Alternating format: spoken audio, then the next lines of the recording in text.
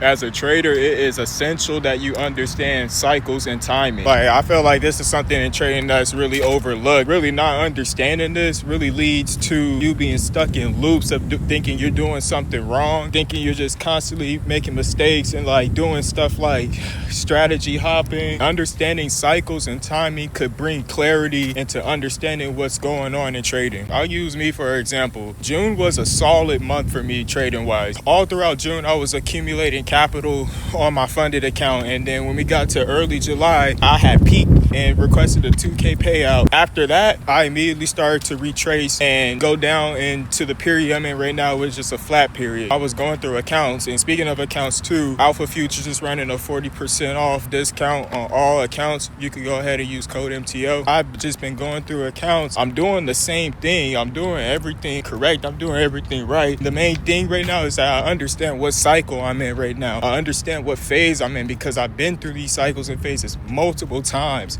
So I understand. Like, especially in starting out trading, it gets so confusing because you find your edge in the market and then you start executing that. You're having success with it, and then you get to a point where it's like, oh, all of a sudden nothing is working. It comes down to cycles and timing. Trading heavily runs off of timing. It's essential to understand that so you could really focus on the psychology and on the inner work. That's why I prioritize journaling and shadow work over everything. It could get very difficult to stay in the game when this is going on. You really gotta understand what you're going through. That's why journaling is important, so you could be able to center yourself through these flat periods and keep your mind straight and focus on the process. It's a cycle. It's going to change. You're going to enter into your winning cycle. That's why detachment is essential in trading as well, because when I was in my winning cycle, it just felt like I couldn't miss. I'm just every trade is just green. It's just like things was just going my way without me even trying. It's easy to get caught up in that too, but I done the inner work. I understood what was going on. I understood that I would get into another cycle or flat period where it just seemed like